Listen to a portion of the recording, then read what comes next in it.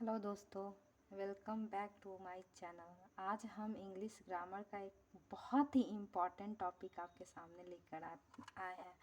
वो टॉपिक का नाम क्या है? टेंस। बहुत ही कम टाइम में और इजी तरीके से आज ये हम टॉपिक को समझेंगे। अगर आपका किसी भी कॉम्पिटिटिव एग्ज़ाम या डेली इंग्लिश के लिए अगर आप प्रिपेयर कर रहे हो तो ये चैनल और ये वीडियो आपके लिए काफ़ी इम्पॉर्टेंट है। तो चलिए बिना टाइम वेस्ट किए हुए आज हम स्टार्ट करते हैं। बहुत ही इम्पॉर्टेंट टॉपिक टेंस, ठीक है। वैसे सब लोग को पता कि क्या है टेंस, क्या है बताइए। टेंस का मतलब क्या होता है? टेंस का मतलब सब लोग को पता है क्या? बेसिकली क्या होगा? समय, ठीक है। टेंस क्या बताता है? टाइम बताता है, ठीक है। टाइम, अब कोई काम हो रहा है या हो गया या होने वाला है, ठीक है। तो टाइम, ये टेंस आपको क्या चीज़ का बोध करा रहा है? टाइम का, ठीक है। ये टेंस कितने प्रकार का होता है? प्रेजेंट टेंस, ये तीन तरह का होता है, ठीक है। प्रेजेंट टेंस, पास्ट टेंस और फ्यूचर टेंस, ठीक है।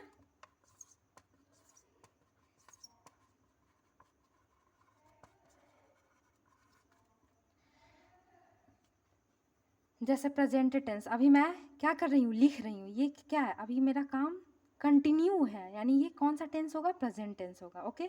पास्ट टेंस, जैसे मैं लिख चुकी हूँ, ये क्या है? मैं पहले ये काम समाप्त कर ली हूँ। ये आपको कौन सा टाइम का बोध करा रहा है? यानी ये बीत चुका है, यानी पास्ट टेंस, भूतकाल, ठीक है। मैं लिखने वाली हूँ, अभी मैंने लिखा नहीं है, या मैं लिख नहीं रही हूँ, मैं लिखने वाली हूँ, यानी मैं भविष्य में करने वाली हूँ। यानी इस सेंटेंस से क्या आपको पता चल रहा है कि मैं आने वाले टाइम में कर रही हूँ, यानी ये फ्यूचर टेंस का बोध करा रहा है, ठीक है। तो आज हम ये टॉपिक के बारे में डिस्कशन करेंगे, ठीक है।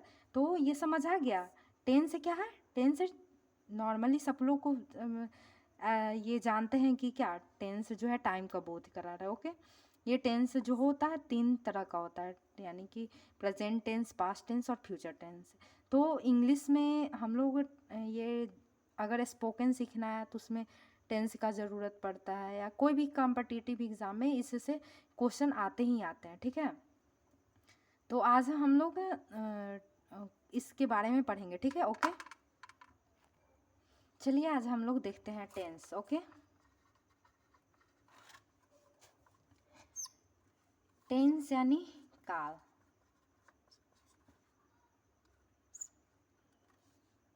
ट्रेडिशनल ग्रामर के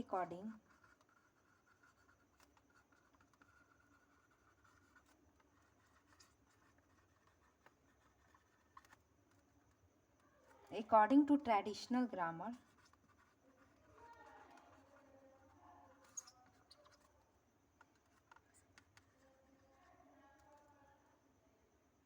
टाइप्स ऑफ टेंस। ये तीन टाइप्स का होता है, अभी जस्ट हम लोग पहले देखे हैं। Present tense, second past tense और थर्ड फ्यूचर टेंस।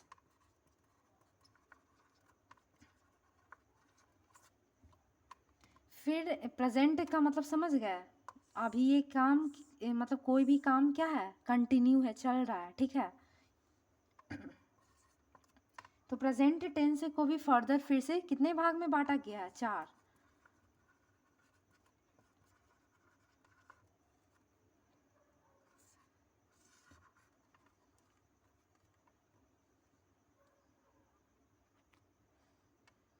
चलिए समझते हैं। फर्स्ट है आप लोग का प्रेजेंट इंडेफिनिट।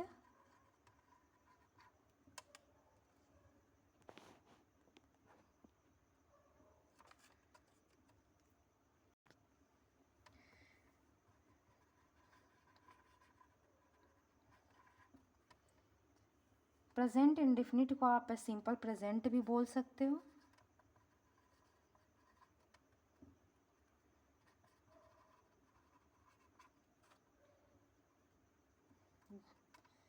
सेकंड आपका है प्रेजेंट इम्परफेक्ट या कंटिन्यूअस।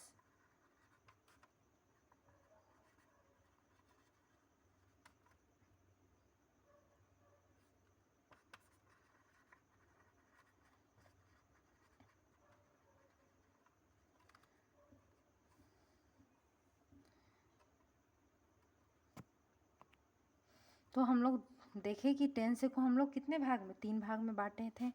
एक प्रेजेंट टेंस, पास्ट टेंस और फ्यूचर टेंस। ओके, फिर देखें फर्दर प्रेजेंट टेंस को भी हम लोग 4 भाग में बांटे। यहाँ प्रेजेंट इंडेफिनिट टेंस को क्या बोलोगे, सिंपल प्रेजेंट टेंस। ओके, फिर प्रेजेंट इम्परफेक्ट टेंस को प्रेजेंट कंटिन्यूअस भी बोल सकते हो। थर्ड है आपका प्रेजेंट परफेक्ट टेंस, और फोर्थ आपका हो जाएगा present perfect continuous. Okay, tense फिर से एक बार, टेंस 3 भाग में बांटे, ठीक है, प्रेजेंट, पास्ट और फ्यूचर। प्रेजेंट टेंस को फिर से फर्दर हम लोग 4 भाग में बांटते। प्रेजेंट इंडेफिनिट, जिनको हम लोग सिंपल प्रेजेंट टेंस भी बोलेंगे, प्रेजेंट इम्परफेक्ट या प्रेजेंट कंटिन्यूअस, फिर उसके बाद थर्ड में आपका है प्रेजेंट परफेक्ट और फोर्थ में प्रेजेंट परफेक्ट कंटिन्यूअस। ठीक है, चलिए अब हम लोग समझेंगे प्रेजेंट इंडेफिनिट या सिंपल प्रेजेंट टेंस के बारे में। ओके, चलिए अब हम लोग प्रेजेंट इंडेफिनिट टेंस के बारे में समझते हैं। देखिए यहाँ पे हम एक एग्जांपल लिए हैं, द कैट ईट्स मीट, मतलब बिल्ली मांस खाती है। तो इस टेंस, ये सेंटेंस से नहीं पता चल रहा है कि जैसे भाव व्यक्त हो रहा है, नहीं, बिल्ली मांस खाती है, भाव व्यक्त हो रहा है ना।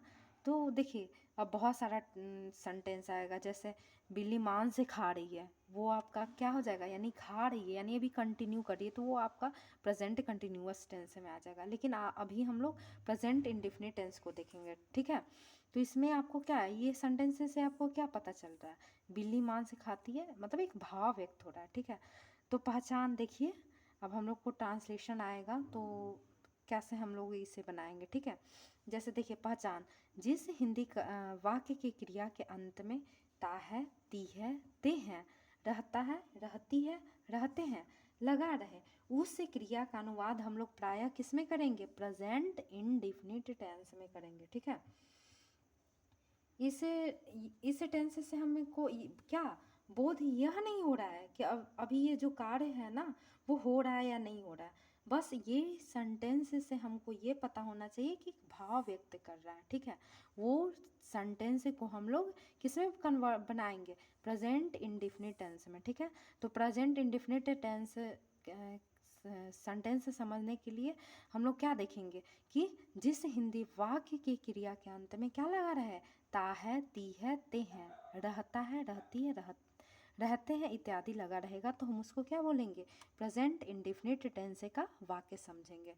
जैसे देख लीजिए, बिल्ली मांस खाती है, इस देखिए खाना क्या है, क्रिया है, खाना में क्या लगा है, अभी जस्ट बोले ना कि क्रिया के अंत में क्या लगा रहेगा, ता है, ती है, ते हैं, या रहता है, रहती है, रहते हैं लगा हो रहा है। तो इसमें देखिए बिल्ली मांस खाती है, यानी क्या है, ता है, ती है, ते हैं लगा है ना क्रिया में, तो इसको हम कौन सा टेंस से समझेंगे, प्रेजेंट इंडेफिनिट टेंस का सेंटेंस समझेंगे।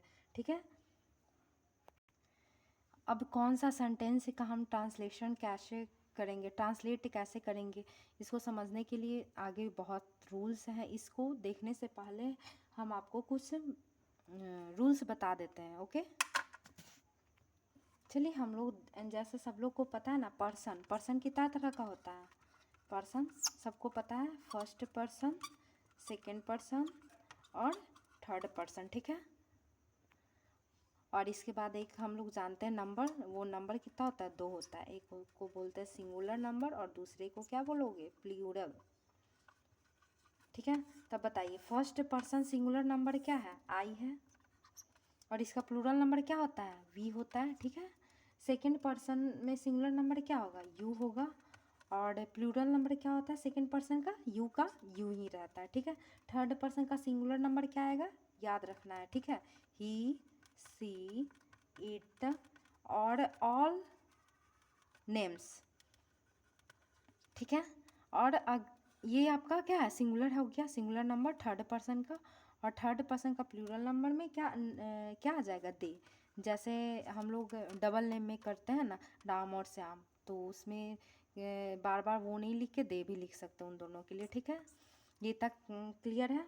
तो हम लोग देखिए क्या कहाँ पे जैसे फर्स्ट में आप लोग अभी बताया है प्रेजेंट इंडेफिनिट टेंस। ओके, इसमें आप लोग को आगे ये तो मैं आज जैसे अभी हम बताए थे ना, मैं आम खाता हूँ। ठीक है, इसमें भी क्या हो रहा है, भाव व्यक्त हो रहा है। मैं आम खाता हूँ, तो हम लोग क्या बनाते हैं, आई ईट अ मैंगो।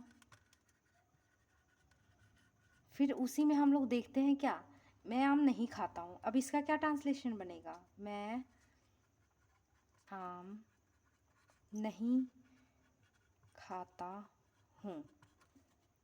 मैं आम नहीं खाता हूँ, क्या बनाते हो, I do not eat a mango. ठीक है, तो यहाँ पे बताइए डू लगा, ठीक है, डू, और इसके साथ मतलब ये पहले आपको पहचानने आना चाहिए कि कौन सा सेंटेंस अफर्मेटिव है, कौन निगेटिव है, कौन अफर्मेटिव निगेटिव है, कौन इंट्रोगेटिव है। ठीक है, ये तो आप लोग को बेसिक क्लियर होगा सेंटेंस का। चलिए हम अब रूल्स पे आते हैं। ओके, यहाँ तक ये इसमें कोई डाउट?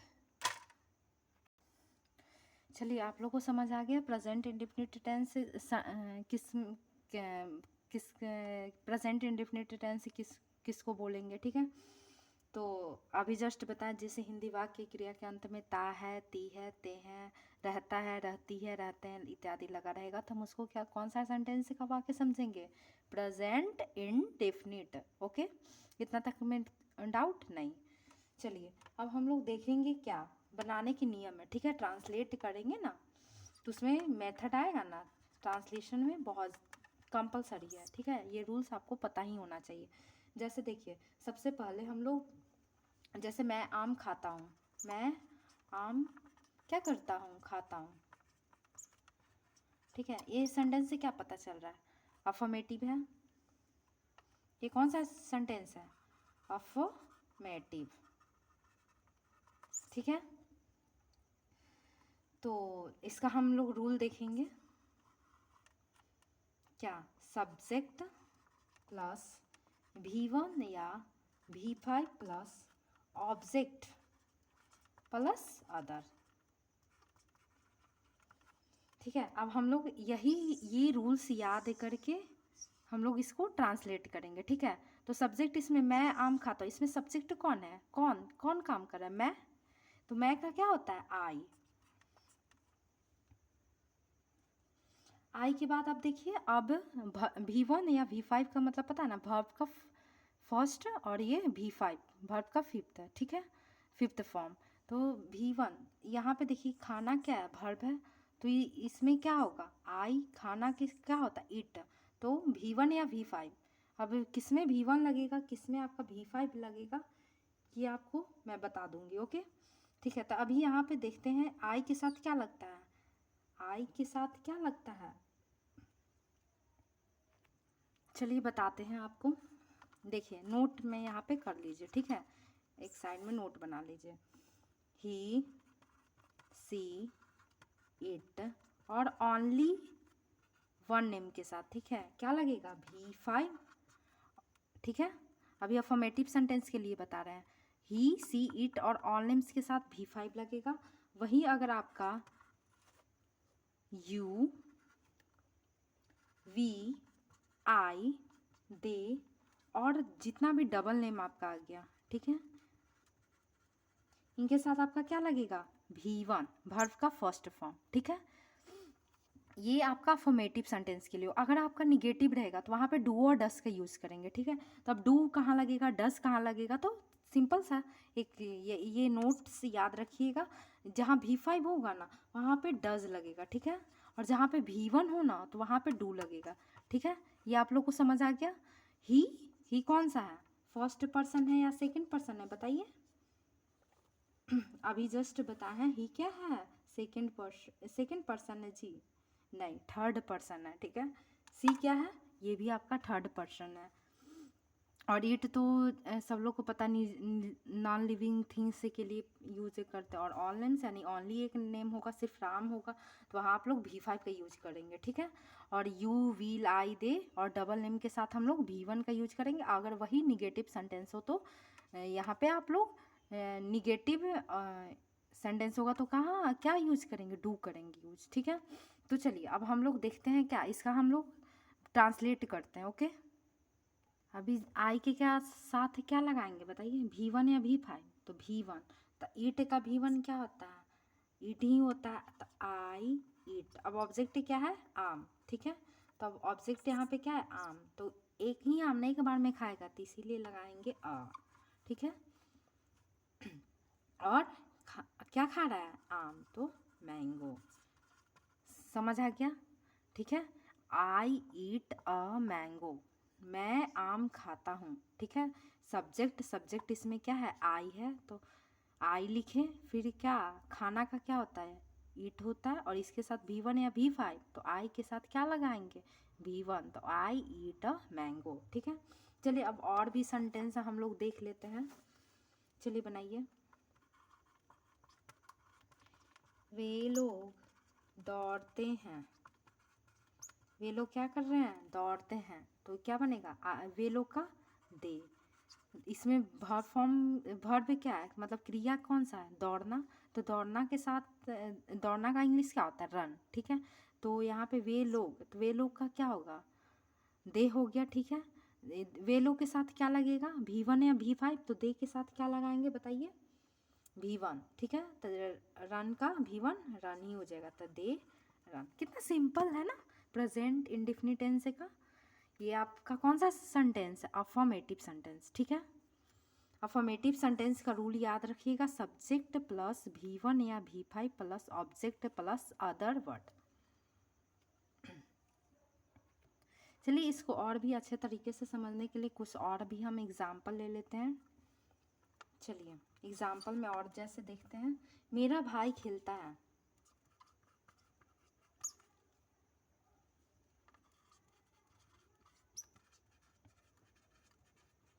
मेरा भाई क्या करता है? खेलता है। चलिए बनाइए, क्या बनेगा? मेरा, माई ब्रदर, मेरा भाई का होगा माई ब्रदर। बताइए, खेलता है, मेरा भाई खेलता है, तो माई ब्रदर यानी क्या है? सिंगुलर है ना, तो यहाँ पे क्या होगा? V5 लगेगा। माई ब्रदर V5 प्ले का लगा, ये खेलना का क्या होता है? इंग्लिश प्ले, और इसमें V5 इसका प्ले का प्लेस हो जाएगा। अब यहीं पे आप लोग का है, देखिए, मेरा भाई लोग खेलता है, मेरा भाई लोग,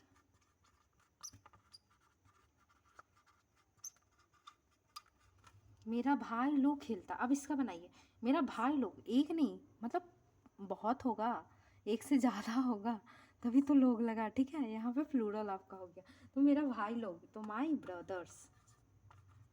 एक के लिए नहीं ना, हम सारे भाई लोग का लिख रहे हैं, ठीक है, तो माई ब्रदर्स होगा। माई ब्रदर्स के साथ यहाँ पे आपका ये हो गया प्लूरल, तो डबल नहीं है ना, तो इसके साथ आपका क्या लगेगा? V1 या V5? तो V1, तो यहाँ पे आप लोग याद रखिएगा। माई ब्रदर्स प्ले सॉरी।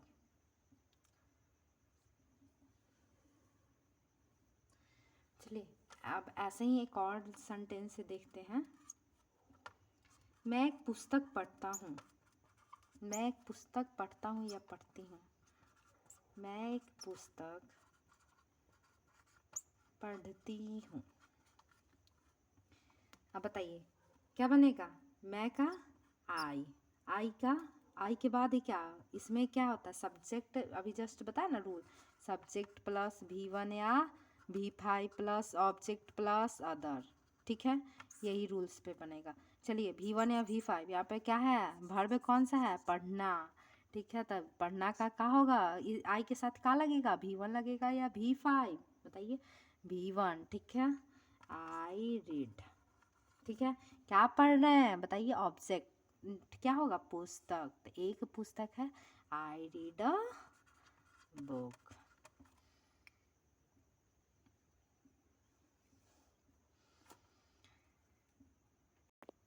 अब तो फिलहाल प्रेजेंट इंडेफिनिट टेंस में कोई डाउट नहीं होगा आप लोग को, लेकिन और भी अगर आप लोग को समझना है इंडेफिनिट स्पेशली अफर्मेटिव सेंटेंस के लिए, तो याद रखना बस एक रूल, क्या? अफर्मेटिव सेंटेंस के लिए सब्जेक्ट प्लस V1 या V5 plus object plus other.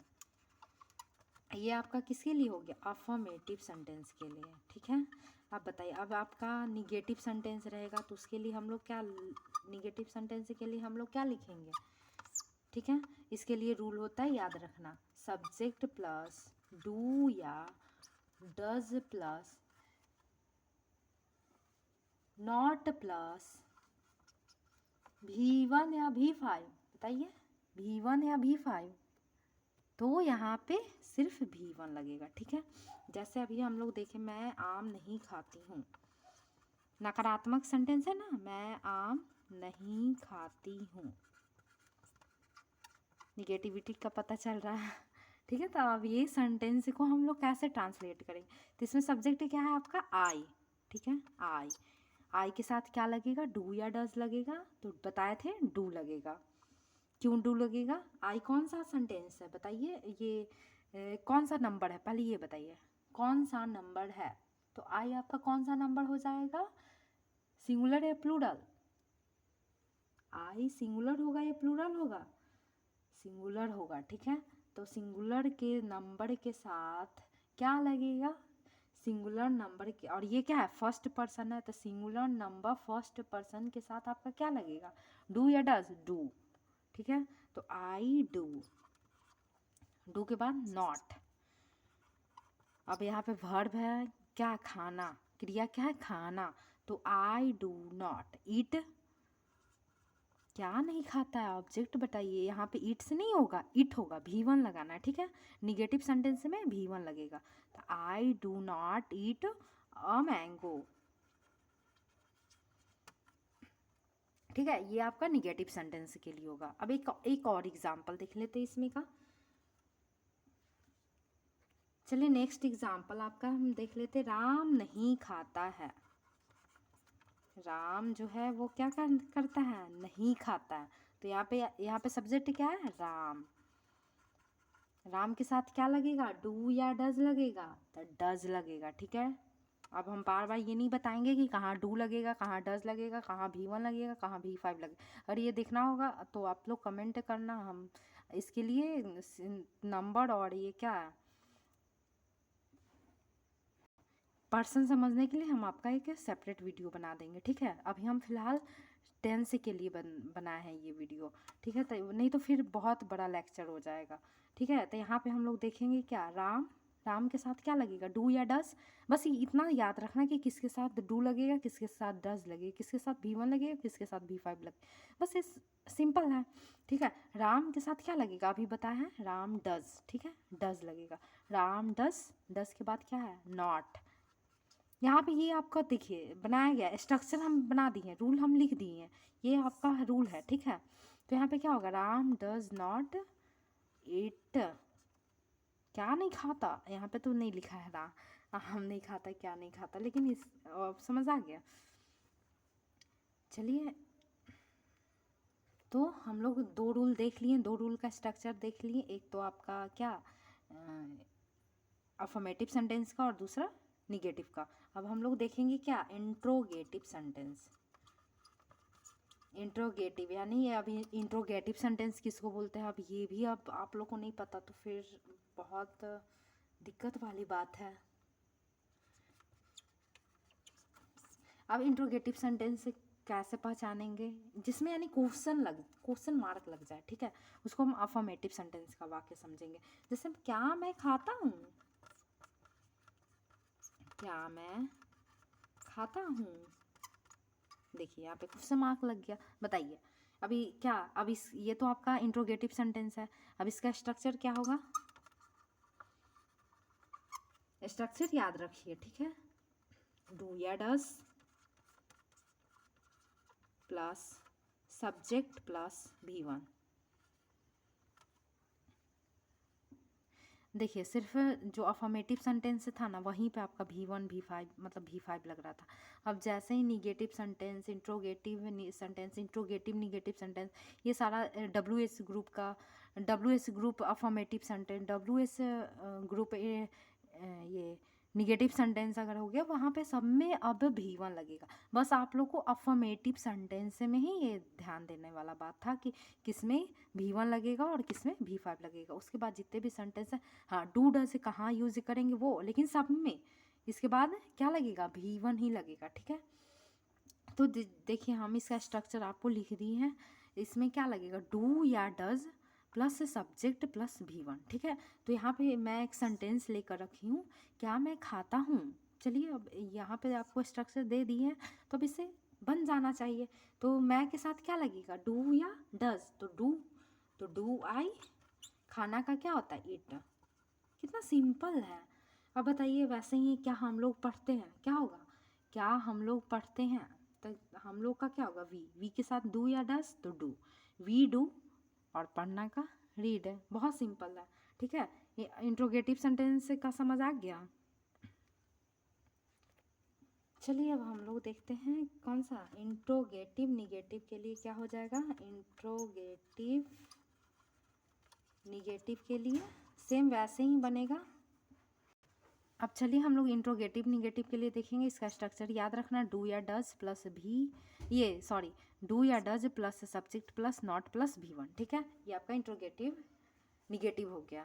Interrogative क्यों, क्योंकि इसमें क्वेश्चन मार्क लगा है, और निगेटिव मतलब इसमें नॉट का यूज होगा। ठीक है, तो देखिए इसमें का जैसे क्या मैं नहीं खाता हूँ, क्या मैं नहीं खाता हूँ, इसका बनाओ क्या बनेगा, क्या मैं नहीं खाता हूँ। चलो लिख देती हूँ,